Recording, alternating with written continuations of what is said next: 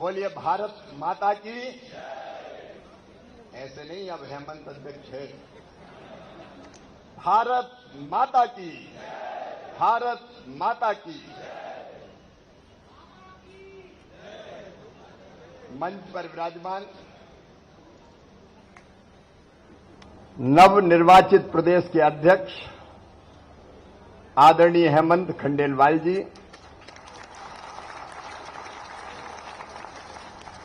और संगठन पर्व के महायज्ञ को जिनने पूर्णाहुति दी है, ऐसे हमारे वरिष्ठ नेता, केंद्रीय मंत्री कल बार बार कह रहे थे और कोई है, लेकिन आज उनके शुभ हाथों से यह हमारा संगठन पर्व पूर्ण हुआ है। आदरणीय धर्मेंद्र प्रधान जी, आदरणीय श्री प्रकाश भाई साहब हमारे मार्गदर्शक, हमारे मुख्यमंत्री आदरणीय डॉक्टर मोहन यादव जी, आदरणीय अजय जामवाल जी, निवृत्तमान अध्यक्ष जिनके नेतृत्व में अनेकों सफलताएं हमने अर्जित की हैं, आदरणीय विष्णुदत्त शर्मा जी, हमारे वरिष्ठ आदरणीय कप्तान सिंह जी, आदरणीय सत्यनारायण जटिया जी, आदरणीय जगदीश जी, सूची बहुत लंबी है इसलिए आदरणीय मंच कहूं तो चलेगा ना। श्रद्धेय मंच, अब मंच भरा पूरा है और नीचे भी कोई कम महत्वपूर्ण लोग नहीं है। कार्यकर्ता बहनों और भाइयों, मुख्यमंत्री स्वयं माहौल को भगवामय बना रहे हैं।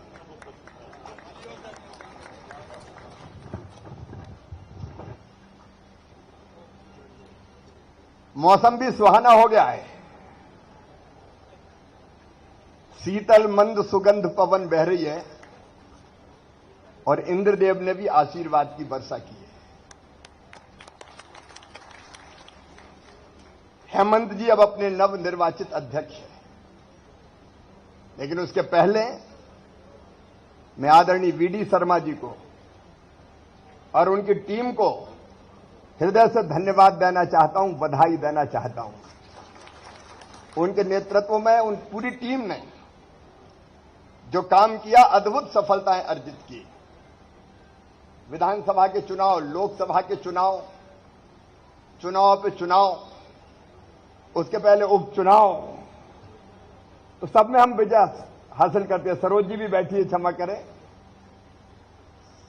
हमारे हितानंद जी, अनेकों सफलताएं अर्जित की है। मैं उनको सफलतम कार्यकाल के लिए बहुत बहुत बधाई देता हूं। और हेमंत जी, जैसा धर्मेंद्र जी कह रहे थे, सहज, सरल, थोड़े संकोची, सद्भावी, शिष्टाचारी, सचरित्र, कर्मठ, जो काम सौंप दिया उसको पूरे मनोयोग से पूर्णता प्रदान करने वाले वर्षों पुराने कार्यकर्ता थे। और अभी तक अधिकांश समय पर्दे के पीछे रह के जो काम सौंप दिया जाता, उसको बेहतर ढंग से संपादित करने का काम करते हैं। 2008 में जब हमने फैसला किया कि उनको उपचुनाव लड़ना है लोकसभा का, तब मुझे 3 बार मना करने आए, नहीं रहने दो आप, नहीं रहने दो आप। लेकिन हमने कहा नहीं, उस समय संगठन ने तय किया कि हेमंत खंडेलवाल ही चुनाव लड़ेंगे। लोकसभा के लिए निर्वाचित हुए उपचुनाव में, और नर्मदापुरम के लिए तो अगर कभी भी कोई संभाग के लिए काम सौंपना होता, कोई चुनौती आती और जरूरत पड़ती कि इस समस्या का निदान कौन करे, समाधान कौन करे, तो हम लोगों को एक ही नाम ध्यान में आता था, श्री हेमंत खंडेलवाल। और चुनाव के तो वो बैतूल लोकसभा जिसमें हरदा भी आता था, परमानेंट ही प्रभारी। जब जरूरत पड़ी भेज दो। लेकिन जो काम हेमंत जी को दिया उसको सफलता के साथ पूरे समर्पित भाव से उन्होंने संपन्न करके बताया। एक ने अनेकों बार बैतूल के संगठन से लेके बैतूल के जिलाध्यक्ष से लेके अलग अलग काम उन्होंने किए। वो विधायक भी रहे और विधायक के नाते भी तब मैं मुख्यमंत्री था। एक आदर्श विधायक कैसे होता है, यह उदाहरण प्रस्तुत अगर किसी ने किया तो हेमंत खंडेलवाल जी ने किया। बैतूल को विकास को अद्भुत दिशा मिली उस समय, और उससे विकास की दृष्टि भी पता चलती है। वे कल्पनाशील मस्तिष्क के धनी हैं। नई नई योजनाएं उनके दिमाग में आती रहती है। आज मैं एक रहस्य उद्घाटित करता हूं। हेमंत जी ही थे जिनके साथ चर्चा करके हम स्कूली शिक्षा को और बेहतर स्वरूप कैसे दें, गुणवत्तापूर्ण कैसे बनाएं। जब यह बात आई तो हेमंत जी का सुझाव था, आज मैं सबको बता रहा हूं कि हर जगह स्कूल खोलने के बजाय अब प्रधानमंत्री ग्राम सड़क बन गई है। गांव गांव में हाई स्कूल हायर सेकेंडरी के बजाय अगर बीच में एक गांव में बहुत अच्छा स्कूल गुणवत्तापूर्ण खोलें और अगल बगल के गांव 20, 25, 30 के, वहां के बच्चे भी बस से बैठ बैठ के उसी स्कूल में आ जाएं, वहां अच्छा इंफ्रास्ट्रक्चर, वहां लैब, वहां खेल का मैदान, प्लेग्राउंड, वहां लाइब्रेरी, सारी सुविधा हो और गुणवत्तापूर्ण शिक्षा हो तो गरीब बच्चों को भी बेहतर शिक्षा मिल पाएगी। उसी बीज से प्रेरणा लेके मैंने सीएम राइज स्कूल की योजना बनाई थी और शिक्षा की गुणवत्ता में सीएम राइज स्कूल का अभूतपूर्व योगदान है। ऐसी अनेकों चीजें कही जा सकती है, लेकिन मैं उसके विस्तार में नहीं जा रहा। लेकिन एक और अत्यंत महत्वपूर्ण काम, कोष की देखभाल कौन करे। मामला बेहद संवेदनशील होता है, हिसाब किताब ठीक से खर्चा। तब भी हमें एक ही नाम ध्यान आया, श्री हेमंत खंडेलवाल। वर्षों तक कोषाध्यक्ष रहे और मैंने तो वो भी गवाए हैं और बीडी भी गवाए हैं। मैंने कभी चिंता ही नहीं की, ना चर्चा की। संगठन जाने, संगठन का काम जाने, जो करना है खर्चा ठीक से हो और विश्वास था कि वो ठीक ढंग से करेंगे।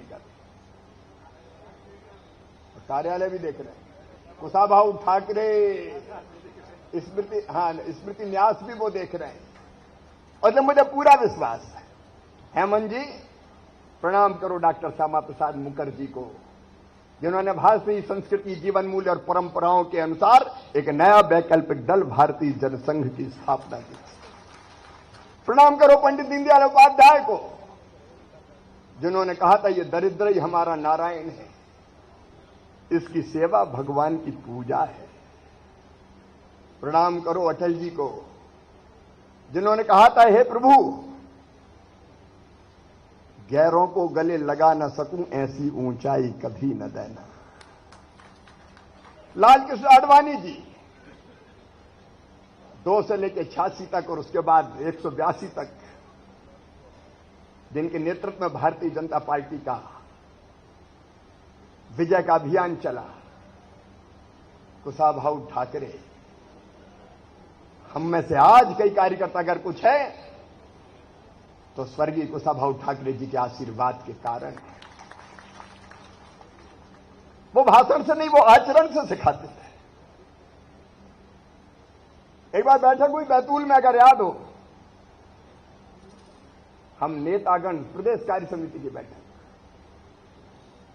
कई नेतागण बड़ी लकदक गाड़ियों में चले।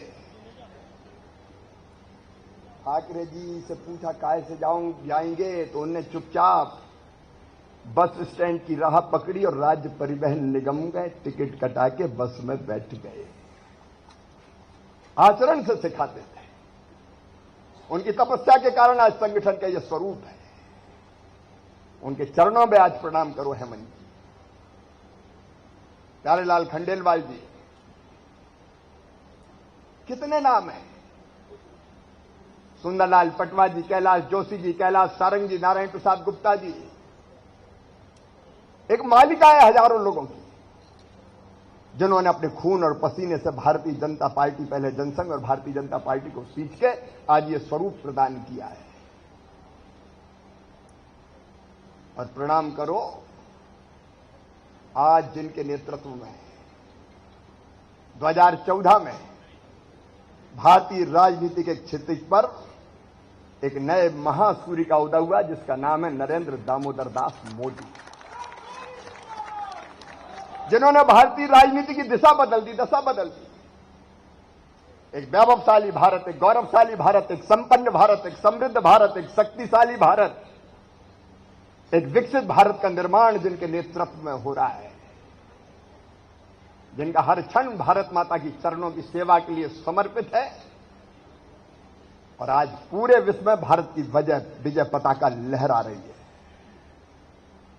जिन्होंने कहा गरीब कल्याण हमारा संकल्प, जिन्होंने हुंकार भरी न खाऊंगा न खाने दूंगा हमारा मंत्र, हम उनके नेतृत्व में आज काम कर रहे हैं। अमित जी, नड्डा जी, ये टीम आज भारत को नई ऊंचाइयों पर पहुंचाने का काम कर रही है। और एक बार प्रणाम करना अपने स्वर्गीय पिताजी विजय कुमार खंडेलवाल जी के चरणों में, जिन्होंने भारतीय जनता पार्टी को सींच के बंजर भूमि पर खड़ा करने का काम किया। और मुझे पूरा विश्वास है संगठन के सब वरिष्ठों का आशीर्वाद से, इस टीम के सहयोग से, देखिए अद्भुत है भारतीय जनता पार्टी मध्य प्रदेश। कल जब बार बार धर्मेंद्र जी कह रहे थे कोई और, तो एक दूसरे को देख के सब मुस्कुरा रहे थे। विक्रम जी ने मेरी तरफ देखा, मैंने उनकी तरफ देखा, तो एक बार हम भिड़ गए।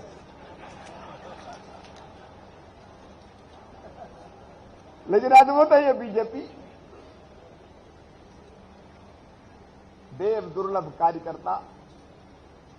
इन कार्यकर्ताओं को प्रणाम करके हेमंत खंडेलवाल आगे बढ़ो।